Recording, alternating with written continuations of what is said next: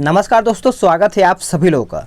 दोस्तों, बिहार दरोगा मेंस का सेट आप सभी लोग का देखा जाए तो रुक्मिणी प्रकाशन का सेट कराया जा रहा है और ये आपका सेट नंबर 8 है। इसके पहले का 7 सेट आपका अपलोड कर दिया गया है, सभी का प्लेलिस्ट बना दिया गया है, वहाँ से आप जाकर के वीडियो को देख पाएंगे। ये आपका देखा जाए तो इस वाले बुक में अगर हम देखें तो इसमें आपका 37 सेट दिया गया है और आज हम सेट नंबर 8 करेंगे। तो अगर आप सब लोग इस बुक का PDF डाउनलोड करना चाहते हैं, बहुत लोग डाउनलोड करके रिवीजन कर रहे हैं, तो आप सब लोग डाउनलोड कीजिए, रिवीजन कीजिए, क्योंकि अभी क्या है कि रिवीजन करना बहुत ज़्यादा ज़रूरी हो गया है। तो लिंक जो है आपको डिस्क्रिप्शन में मिल जाएगा, वहाँ से आप चेकआउट करके आराम से डाउनलोड कर पाएंगे। तो चलिए आज का पहला प्रश्न क्या है देख लेते हैं। आज का पहला प्रश्न है कि राष्ट्रीय गान के अनिवार्य रूप से गाए जाने के संबंध में निम्न कथनों पर विचार कीजिए और उपरोक्त कथनों में से क्या सही है। तो इसका आंसर आप सभी लोग याद रखिएगा, 1, 2, 3 यानी तीनों कथन आपका सही है। पढ़ लेते हैं। यह भाषण देने तथा विचार व्यक्त करने की स्वतंत्रता का उल्लंघन होगा और यह अंतःकरण धर्म के मानने तथा उसका प्रसार करने की स्वतंत्रता का उल्लंघन होगा। तीसरा आपका है, कानून में कोई ऐसा प्रावधान नहीं है जो किसी व्यक्ति को राष्ट्रीय गान गाने के बाध्य कर सके। तो आपका तीनों पॉइंट सही है। नेक्स्ट क्वेश्चन है क्वेश्चन नंबर 2। बोला गया है, कथन अपने कार्यकाल के दौरान भारत के राष्ट्रपति के विरुद्ध किसी भी न्यायालय में मुकदमा नहीं चलाया जा सकता है। कारण आर कह रहा है कि राष्ट्रपति का पद संविधान के ऊपर होता है। तो बताइए इसका सही आंसर क्या होगा। देखिए इसका सही आंसर आपका हो जाएगा ऑप्शन सी। कथन सही है परंतु कारण जो है आपका गलत है। चलिए नेक्स्ट क्वेश्चन है कि पिछड़े वर्गों के, याद रखिएगा कि पिछड़े वर्गों के लिए राष्ट्रीय आयोग किस वर्ष स्थापित हुआ था। पिछड़े वर्गों के लिए राष्ट्रीय आयोग किस वर्ष स्थापित हुआ था। तो आप सभी लोग याद रखिएगा, इसका आंसर आपका हो जाएगा 1993 में। देखिए भारतीय संविधान के अनुच्छेद 340 के अंतर्गत राष्ट्रपति को यह अधिकार है कि पिछड़े वर्गों की दशाओं के अन्वेषण के लिए आयोग की नियुक्ति कर सकता है। ठीक है, चलिए नेक्स्ट क्वेश्चन है क्वेश्चन नंबर 4। बोला गया है कि उच्चतम न्यायालय अपने दिए हुए फैसले पर पुनर्विलोकन किस अनुच्छेद के अधीन करता है। तो ये करता है अनुच्छेद 137 के तहत। देखिए उच्चतम न्यायालय संविधान का अंतिम व्याख्यादाता होते हैं। उच्चतम न्यायालय अपने द्वारा दिए गए फैसले और संसद द्वारा बनाया गया कानून की समीक्षा कर सकता है। नेक्स्ट क्वेश्चन है कि भारतीय संविधान की 11वीं अनुसूची में पंचायती यानी पंचायतों के लिए कुल कितने विषय निर्धारित किए गए हैं। तो इसका सही आंसर हो जाएगा, आप सभी लोग याद रखिएगा, ऑप्शन सी हो जाएगा। 29 विषय यहाँ पे निर्धारित किया गया है, सी इसका सही आंसर हो जाएगा। देखिए 73वें संविधान संशोधन अधिनियम 1992 के द्वारा पंचायती राज को संवैधानिक दर्जा दिया गया है। नेक्स्ट क्वेश्चन है कि निम्नलिखित में से किसने भारतीय कम्युनिस्ट पार्टी की स्थापना किया था। तो आंसर आपका हो जाएगा option B, M.N. Roy. M.N. Roy यानी ऑप्शन जो बी है इसका सही आंसर हो जाएगा। 20 अगस्त 1920 को M.N. रॉय ने ताशकंद में कम्युनिस्ट पार्टी की स्थापना किया था। भारत में कम्युनिस्ट पार्टी के जनक कौन है। तो मानवेंद्र नाथ राय इसके जनक माने जाते हैं। नेक्स्ट क्वेश्चन कि रोमन साम्राज्य ने निम्न में से किस धर्म को अपना राज्य धर्म घोषित किया था। अपना राज्य धर्म घोषित किया था। तो याद रखिएगा ऑप्शन बी हो जाएगा ईसाई, यानी बी इसका सही आंसर हो जाएगा। रोमन साम्राज्य आगे चलकर पश्चिमी और पूर्वी साम्राज्य में बांटा गया था। रोमन साम्राज्य यूरोप के रोम नगर में केंद्रीय एवं साम्राज्य था। तो आप याद रखिएगा। फ्रांस की राज्य क्रांति के समय फ्रांस की मुद्रा क्या थी। तो इसका आंसर आपका हो जाएगा ऑप्शन डी, लिवरे। लिवरे इसका करेक्ट आंसर हो जाएगा। देखिए फ्रांस की राज्य क्रांति 1789 ईस्वी में राजा लुई यानी 16वां के शासनकाल में यह आपका हुआ था। नेक्स्ट क्वेश्चन है क्वेश्चन नंबर 9। इसमें आपका बोला गया है कि भारत में वरीयता के संबंध में विचार कीजिए। तो 9 का आपका हो जाएगा ऑप्शन डी, सभी सत्य है। देख लेते हैं इसमें क्या क्या दिया गया है। चलिए इसको पढ़ते हैं। बोला गया है कि क्रमशः वरीयता क्रम में प्रधानमंत्री, भूतपूर्व राष्ट्रपति, उप प्रधानमंत्री होते हैं। वरीयता क्रम में 10 में शामिल हैं राज्यसभा के उप सभापति, राज्यों के उप मुख्यमंत्री, लोकसभा उपाध्यक्ष, नीति आयोग के सदस्य। वरीयता क्रम 9A में शामिल है यानी संघ लोक सेवा आयोग के अध्यक्ष, मुख्य निर्वाचन आयुक्त, नियंत्रक एवं महालेखा परीक्षक। तो इस प्रकार से आपका आंसर सभी सही हो जाएगा। मैथ का क्वेश्चन है तो इसको हम छोड़ेंगे और आगे चलेंगे। ठीक है, चलिए बोला गया कि यदि 17 जनवरी ये आपका देखा जाए तो रीजनिंग का है, इसको भी हम स्किप ही कर देते हैं, आगे देखेंगे। अगला कि भारतीय संविधान के किस मौलिक अधिकार में कहा गया है कि यदि किसी नागरिक को लगता है कि राज्य द्वारा उसके किसी मौलिक अधिकार का उल्लंघन हुआ है तो किस अधिकार का सहारा लेकर वह अदालत में जा सकता है। तो आपको पता ही होगा, वो अपना देखा जाए तो संवैधानिक उपचारों का अधिकार का सहारा लेकर के वो अपना देखा जाए तो अदालत में जा सकता है। 14 का आंसर जो है बी सही आंसर हो जाएगा। देखिए, भारतीय संविधान के अनुच्छेद 32 में संवैधानिक उपचार का उल्लेख किया गया है। डॉक्टर BR अम्बेडकर ने अनुच्छेद 32 को संविधान का हृदय और आत्मा भी कहा है। नेक्स्ट क्वेश्चन है कि 17वीं शताब्दी में दिल्ली का लाल किला किस राजवंश के शासकों का निवास था। तो इसका आंसर आपका हो जाएगा ऑप्शन डी, मुगल। मुगल आपका डी आंसर हो जाएगा। दिल्ली में लाल किला का निर्माण जो है शाहजहां ने करवाया था। लाल किला में लाल बलुआ पत्थर चुनार से लाया गया था, तो आप याद रखिएगा। नेक्स्ट क्वेश्चन है कि निम्नलिखित नदियों में से कौन सी नदी चीन और भारत से प्रवाहित होकर पाकिस्तान में जाती है। तो इसका आंसर आपका हो जाएगा ऑप्शन ए, सतलज। सतलज यानी सतलज नदी मानसरोवर झील के समीप राक्सताल तिब्बत से निकलती है। नेक्स्ट क्वेश्चन की 7वीं सदी के बड़े भूस्वामी और योद्धा सरदार को उस समय के राजा किस रूप में मान्यता देते थे। तो इसका आंसर आपका हो जाएगा ऑप्शन सी, यानी सामंत हो जाएगा। सी इसका सही आंसर हो जाएगा। भारत के ऊपरी मैदान 3 प्रमुख नदी प्रणालियों से बने हैं जो सिंधु, गंगा और डैश है। तो 18 का उत्तर आपका हो जाएगा ऑप्शन ए, ब्रह्मपुत्र हो जाएगा। ए इसका सही आंसर हो जाएगा। नेक्स्ट क्वेश्चन की केंद्रीकृत योजनाबद्ध अर्थव्यवस्था के अंतर्गत डैश उस अर्थव्यवस्था के सभी महत्वपूर्ण क्रियाकलापों की योजना बनाती है। तो इसका आंसर आपका हो जाएगा ऑप्शन सी, सरकार इसका राइट आंसर हो जाएगा। चलिए आगे देखते हैं अगला प्रश्न क्या है। अगला प्रश्न है, बोला गया है 20 का, डैश का मतलब है कि सर्वोच्च न्यायालय मामले और उसमें शामिल कानूनी मुद्दों पर पुनर्विचार करेगा। तो 20 का आपका आंसर हो जाएगा आपका ऑप्शन सी, अपीलीय क्षेत्राधिकार। अपीलीय क्षेत्राधिकार हो जाएगा। सी इसका सही आंसर हो जाएगा। भारत का सर्वोच्च अपीलीय न्यायालय उच्चतम न्यायालय है। नेक्स्ट क्वेश्चन देखेंगे कि भारतीय संविधान के किस संशोधन के तहत उच्च न्यायालय के न्यायाधीशों की सेवानिवृत्ति की आयु 60 से 62 वर्ष की गई थी। तो इसका आंसर आपका हो जाएगा ऑप्शन सी, 15वां, यानी सी जो है इसका सही आंसर हो जाएगा। अपने शासन के दौरान अंग्रेज किसानों को मद्रास में डैश उगाने के लिए मजबूत करता है, यानी क्या उगाने के लिए मजबूत करता है। तो ये आपका हो जाएगा ऑप्शन डी, चावल। चावल यानी डी इसका सही आंसर हो जाएगा।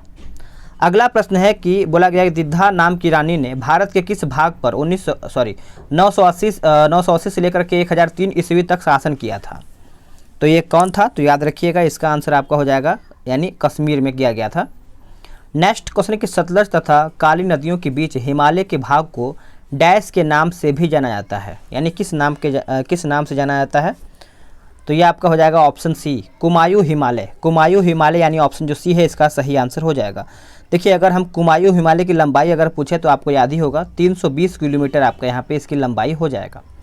नेक्स्ट क्वेश्चन है कि आलू, टमाटर और बैगन 3 विभिन्न वर्ग यानी स्पीसीज है, परंतु वे किस वंश या फिर जीनस के अंतर्गत आते हैं। ये जो आते हैं सोलिनम के अंतर्गत आते हैं। आपका उत्तर जो है ए सही आंसर हो जाएगा। नेक्स्ट क्वेश्चन के सबसे पहले बनने वाले प्राथमिक जाइलम तत्व को डैश कहते हैं, यानी क्या कहते हैं। तो इसका आंसर आपका हो जाएगा ऑप्शन बी, प्रोटोजाइलम। प्रोटोजाइलम यानी ऑप्शन बी सही हो जाएगा। नेक्स्ट क्वेश्चन है कि एरिथ्रोसाइटोपेनिया के कारण निम्न होता है, यानी क्या होता है। तो यह आपका होता है आरबीसी और हीमोग्लोबिन में कमी। आरबीसी और हीमोग्लोबिन में कमी होता है। बी इसका सही हो जाएगा। विद्युत चालन करने वाले अधिकांश द्रव्य अम्लों, क्षारकों और डैश के विलयन होते हैं। तो सही आंसर आपका हो जाएगा 28 का, याद रखिएगा सभी लोग। सी हो जाएगा लवणों का, यानी सी इसका करेक्ट आंसर हो जाएगा। नेक्स्ट क्वेश्चन है कि दूधिया मैग्नीशियम में कौन सा क्षारक पाया जाता है। दूधिया मैग्नीशियम में कौन सा क्षारक जो है आपका पाया जाता है? तो आपका हो जाएगा ऑप्शन ए मैग्नीशियम हाइड्रोक्साइड, मैग्नीशियम हाइड्रोक्साइड हो जाएगा। देखिए मैग्नीशियम हाइड्रोक्साइड को मिल्क ऑफ मैग्नीशिया भी कहते हैं, तो आप इसको अच्छे से याद रखिएगा। नेक्स्ट क्वेश्चन की डैश वह प्रक्रिया है जिसमें वन को फिर से लगाया जाता है जो पहले कभी मौजूद था और बाद में उसे नष्ट कर दिया जाता है। ये कौन सा है? तो आपका हो जाएगा पुनर्विनीकरण हो जाएगा, बी इसका सही आंसर हो जाएगा। नेक्स्ट क्वेश्चन है कि लोकसभा के सदस्यों का निर्वाचन निम्न में से किस प्रणाली के तहत किया जाता है? निम्न में से कौन से प्रणाली के तहत जो है आपका किया जाता है?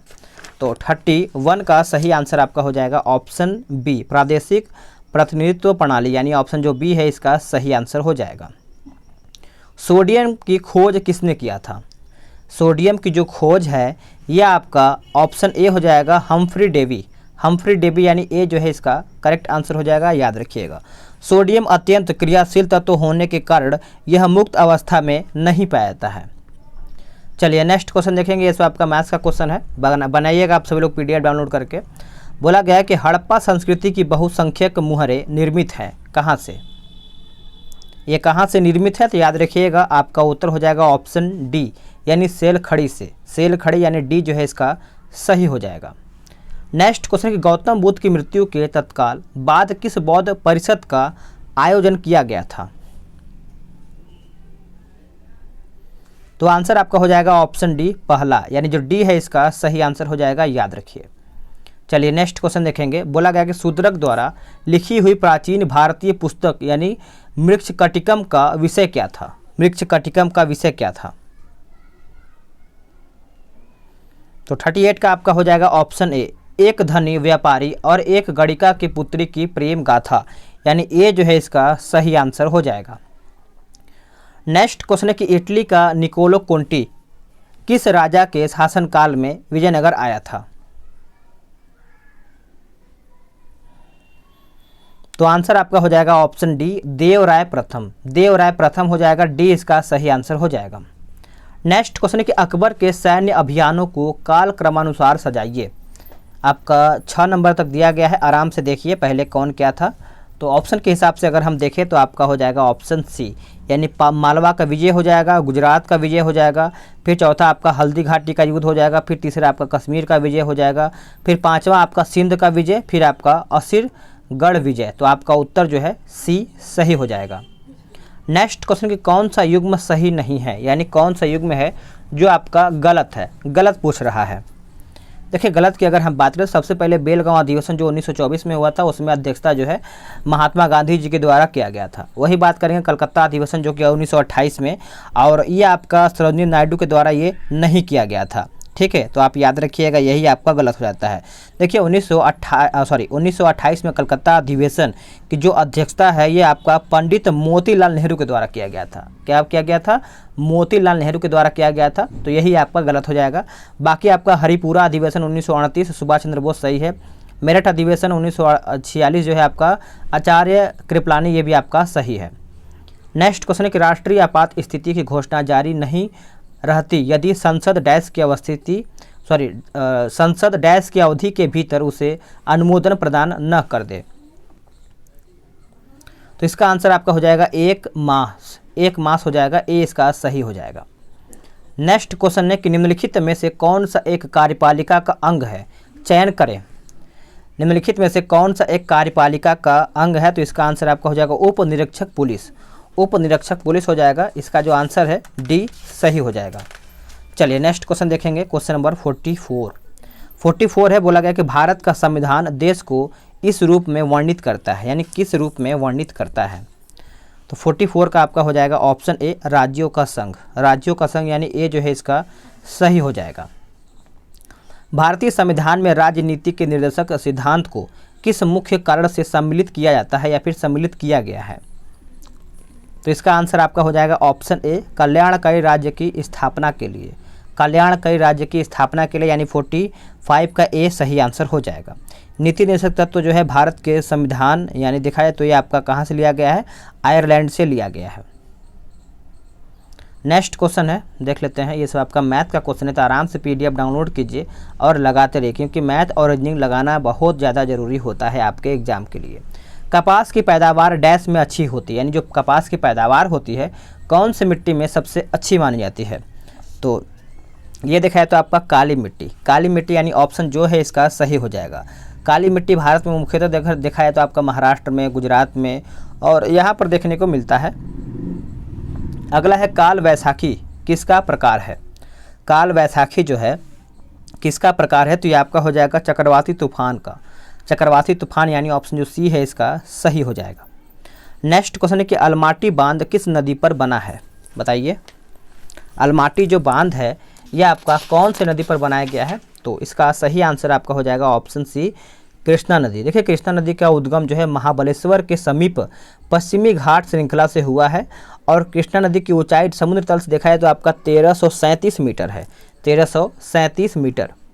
नेक्स्ट क्वेश्चन है कि कौन सी मिट्टियों में सैकड़ों वर्षों से कृषि कार्य बिना अधिक खाद के प्रयोग से किया जाता है?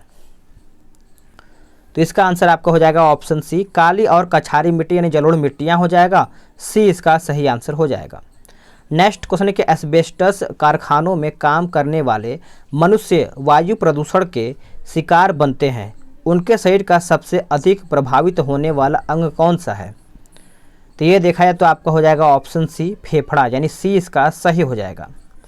अगला है कि संलग्न यानी संलग्न को बढ़ावा देने के लिए धातुओं के साथ मिलाया जाने वाला पदार्थ कौन सा है? धातुओं के साथ मिलाया जाने वाला जो पदार्थ है याद रखिएगा ये आपका गालक हो जाएगा। बी सही आंसर हो जाएगा। नेक्स्ट क्वेश्चन, कि ऐसे पदार्थ को जिसका जलीय विलयन जल से अच्छा बिजली का चालक होता है? तो ये आपका हो जाएगा ऑप्शन सी, यानी साधारण लवण हो जाएगा। सी इसका सही हो जाएगा। नेक्स्ट क्वेश्चन है कि नाइट्रिक अम्ल यानी जो कि 95% को इसने तनु विलयन से निम्नलिखित विधि से प्राप्त किया जा सकता है। किससे प्राप्त किया जा सकता है? तो याद रखिएगा मैग्नीशियम नाइट्रेट के द्वारा निर्जलीकरण के, इसी से मान के चलिएगा, तो आपका उत्तर जो है डी हो जाएगा। नेक्स्ट क्वेश्चन कि मेढक में दांत होते हैं, मेढक में जो दांत होते हैं याद रखिएगा होमोडोंट यानी ऑप्शन ए जो है इसका सही हो जाएगा। राइट आंसर आपका ए हो जाएगा। नेक्स्ट क्वेश्चन कि परागण का अर्थ क्या है? परागण का अर्थ क्या है? देखिए, परागण का अर्थ आपका है परागधानी से परागण का वर्तिकाग्र पर जाना, यानी ए जो है इसका सही आंसर हो जाएगा। नेक्स्ट क्वेश्चन देखेंगे, क्वेश्चन नंबर 64। बोला गया कि उपापचयी एंजाइम किसमें अनुपस्थित होता है? ये देखा जाए तो आपका विषाणुओं में उपस्थित होता है। सी इसका सही आंसर हो जाएगा। नेक्स्ट क्वेश्चन है, बोला गया है, एक सेकेंड, 65 देख लेते हैं। बोला गया है कि अल्नाइट निम्न में से किसका अयस्क है? अल्नाइट जो है निम्न में से किसका अयस्क है? तो ये आपका हो जाएगा ऑप्शन डी, थोरियम का। किसका? थोरियम के 3 अयस्क होते हैं, एक आपका अल्नाइट हो जाएगा और पोनोजाइटा हो जाएगा और तीसरा आपका जो है थोरेनाइट हो जाएगा। तो आप तीनों को याद रखिएगा। सूर्य की रोशनी से अल्ट्रावायलेट किरणें निकलती हैं जो उत्पादित करती हैं क्या? जो क्या उत्पादित करती हैं? तो आप सभी लोग आंसर क्या होगा? तो ओजोन हो जाएगा, जो कि O3 हो जाएगा। सही आंसर आपका सी हो जाएगा। सिरोही राष्ट्रीय उद्यान निम्न में से किस राज्य में स्थित है? सिरोही राष्ट्रीय उद्यान जो है आपका कौन से राज्य में स्थित है? तो आप सभी लोग याद रखिएगा ये आपका मणिपुर राज्य में स्थित है। ए इसका सही आंसर हो जाएगा। निम्न में से कौन दक्षिण पूर्व एशिया का स्थलरुद्ध देश है? निम्न में से कौन दक्षिण पूर्व एशिया का स्थलरुद्ध देश है? तो इसका आंसर आपका हो जाएगा option D, Laos. Laos correct answer हो जाएगा, इसको आप नोट डाउन कर सकते हैं। नेक्स्ट क्वेश्चन है कि इरावती नदी को निम्न में से किस देश की जीवन धारा कहा जाता है? किस देश की जीवन धारा कहा जाता है? तो याद रखिएगा म्यांमार। म्यांमार राइट आंसर हो जाएगा। देखिए, इरावती नदी की लंबाई करीबन देखा जाए तो 2190 किलोमीटर है। यह नदी एक प्रमुख व्यापारिक नौका मार्ग भी है। नेक्स्ट क्वेश्चन है कि निम्न में से किसके कारण पृथ्वी सूर्य के चारों ओर चक्कर लगाती है? पृथ्वी जो है सूर्य के चारों ओर चक्कर लगाती है, तो याद रखिएगा परिक्रमण। परिक्रमण हो जाएगा। बी इसका जो है सही आंसर हो जाएगा। आप इसको अच्छे से याद रखिएगा। नेक्स्ट क्वेश्चन है कि रामानुज कप जो है ये आपका किससे खेल से संबंध रखता है, रामानुज कप। तो इसका आंसर आपका हो जाएगा option D, table tennis. Table tennis यानी ऑप्शन जो डी है इसका सही आंसर हो जाएगा। नेक्स्ट क्वेश्चन है कि पृथ्वी और सूर्य के बीच की दूरी यदि वर्तमान दूरी की अपेक्षा 2 गुनी हो जाए तो पृथ्वी पर सूर्य द्वारा पृथ्वी पर सूर्य के द्वारा गुरुत्वाकर्षण बल पे क्या असर होगा, 2 गुना होगा, 4 गुना होगा, आधा होगा या फिर 1/4 होगा। तो याद रखिएगा पहले की अपेक्षा 1/4 होगा। आंसर जो है आपका डी हो जाएगा। ऑटो वाहनों में द्रव चलित यानी हाइड्रोलिक ब्रेक पूछा गया है, तो आंसर आपका हो जाएगा ऑप्शन सी, पास्कल सिद्धांत के अनुसार कार्य करते हैं। पास्कल सिद्धांत के अनुसार कार्य करते हैं, ऑप्शन आपका क्या हो जाएगा, याद रखिएगा। चलिए नेक्स्ट क्वेश्चन देखेंगे। क्वेश्चन नंबर है कि निम्नलिखित में से कौन एक अदिश राशि है। इसमें से पूछा गया है कि अदिश राशि आपका इसमें कौन सा है। तो देखा है तो आपका द्रव्यमान जो है आपका इसमें आपका अदिश राशि के अंतर्गत आता है, तो आप इसको अच्छे से याद रख सकते हैं, भूलिएगा नहीं। और हम सदिश राशि देख लेते हैं। आपका विद्युत क्षेत्र हो जाएगा, उसके बाद आपका संवेग हो जाएगा, आवेग हो जाएगा, बल, त्वरण, ये सब आपका सदिश राशि के अंतर्गत आते हैं। नेक्स्ट क्वेश्चन है वैज्ञानिकों का उनके आविष्कारों से मिलान कीजिए। वैज्ञानिक और आविष्कार, तो मिला लेते हैं इसको अच्छे से हम। देखिए आपका जो जी मार्कोनी दिया गया है आपको पता है रेडियो हो जाएगा। जी अल्बर्ट जो है ये आपका हो जाएगा टेलीविज़न। अलेक्जेंडर ग्राहम बेल ये आपका देखा जाए तो टेलीफोन हो जाएगा। थॉमस अल्वा एडिसन जो है ये आपका हो जाएगा ग्रामोफोन हो जाएगा। तो आंसर जो है आपका यहाँ पे देखा जाए तो ऑप्शन के हिसाब से डी हो जाएगा। नेक्स्ट क्वेश्चन कि विश्व उपभोक्ता अधिकार दिवस मनाया जाता है कौन से तारीख को। वर्ल्ड कंज्यूमर राइट्स डे, तो इसका आंसर आपका हो जाएगा ऑप्शन बी, 15 मार्च को मनाया जाता है। वही बात करेंगे हम 15 अप्रैल को तो विश्व कला दिवस के रूप में मनाया जाता है। 15 फरवरी की बात करें तो ये आपका एकल जागरूकता दिवस के रूप में मनाया जाता है। और वही बात करेंगे हम 15 मई के बारे में तो ये आपका मनाया जाता है अंतर्राष्ट्रीय परिवार दिवस। ठीक है, और भी आपका है जैसे आपका 8 सितंबर हो गया, ये आपका विश्व साक्षरता दिवस के रूप में मनाया जाता है, तो आप इसको भी याद रख सकते हैं। चलिए आगे देख लेते हैं। ये आपका रावत भाटा 5 जो है आपका राजस्थान, रावत भाटा 6 जो है ये अभी आपका हो जाएगा राजस्थान, कैगा 4 ये आपका हो जाएगा कर्नाटक, कुडनकुलम 1 जो है ये आपका हो जाएगा तमिलनाडु। ठीक है, चलिए नेक्स्ट देखेंगे। एक बहुभुज के अधिकांश कोणों का योग बराबर देखा जाए तो आपका ये मैथ का क्वेश्चन है, तो आराम से इसको लगाइएगा और इसमें आपका मिलान करके बताना है 79 का, तो इसको अच्छे से हम देख लेते हैं। देखिए काशी हिंदू विश्वविद्यालय आपको पता ही है ये किसके द्वारा बनाया गया है, तो ये आपका हो जाएगा पंडित मदन मोहन मालवीय हो जाएगा। शांति निकेतन आपको पता है रविन्द्रनाथ टैगोर हो जाएगा। आर्य समाज आपको पता है दयानंद सरस्वती हो जाएगा। इस्लाम धर्म आपका मोहम्मद साहब हो जाएगा। तो ऑप्शन के हिसाब से आपका 1 2 3 4 यानी ए इसका सही हो जाएगा।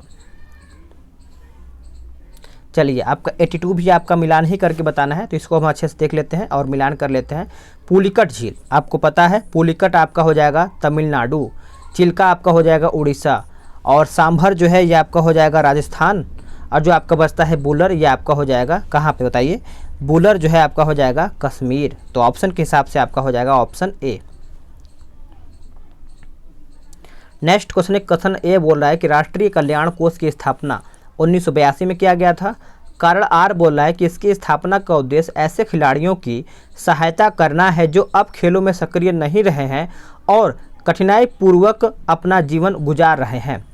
तो 83 का आपका हो जाएगा ऑप्शन ए और आर दोनों सही हैं, परंतु ए सही व्याख्या है आर का, तो आप इसको अच्छे से याद रखिएगा। चलिए आगे देखते हैं अगला प्रश्न आपका क्या बोल रहा है। अगला प्रश्न है कि WTO का मुख्यालय कहाँ पर है।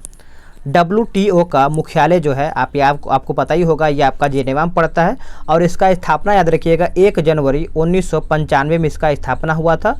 और WTO गैट का परिवर्तन रूप है, यानी उसका रूपांतरित नाम है। निम्न में से कौन सा कशेरुकी वर्ग नहीं है, कशेरुकी वर्ग नहीं है। तो आंसर आपका हो जाएगा एनिलिडा यानी ऑप्शन सी इसका सही हो जाएगा। देखते हैं आगे। ठोस सोडियम क्लोराइड वैद्युत का चालन नहीं करता है, तो ये आपका हो जाएगा option A, sorry option C हो जाएगा, ठोस NaCl में गतिशील आयन नहीं होते हैं, तो ऑप्शन सी इसका सही हो जाएगा। किस भारतीय वैज्ञानिक को न केवल नोबेल पुरस्कार बल्कि भारत रत्न भी प्राप्त करने का गौरव मिला है? तो ये आपका हो जाएगा doctor CV Raman. Doctor CV Raman इसका सही आंसर हो जाएगा। नेक्स्ट क्वेश्चन है कि निम्न में से कौन से कथन सही है? आपका बोला गया कि मानव शरीर में संक्रमण को रोकने वाला विटामिन ए, और आपका 2 बोला है कि गाय के दूध का रंग कैरोटीन की मौजूदगी के कारण आपका पीला होता है। तो 91 की अगर हम बात करें तो आपका 1 और 2 दोनों सही हो जाएगा। अगला है कि माई प्रेसिडेंशियल ईयर्स पुस्तक के लेखक कौन है? तो इसका आंसर आपका हो जाएगा R Venkataraman. R Venkataraman. Next है कि मानव शरीर में त्वचा तल के नीचे विद्यमान वसा निम्नलिखित में से किसके विरुद्ध अवरोधक का काम करती है? तो ये आपका हो जाएगा शरीर की ऊष्मा का क्षय। शरीर की ऊष्मा का क्षय। नेक्स्ट क्वेश्चन है कि जूट के उत्पादन में बिहार का कौन सा जिला अग्रणी है, यानी आगे कौन सा है? तो ये आपका हो जाएगा ऑप्शन बी पूर्णिया। 2011 की जनगणना के रिपोर्ट के अनुसार किस राज्य में साक्षरता की दर सबसे कम है?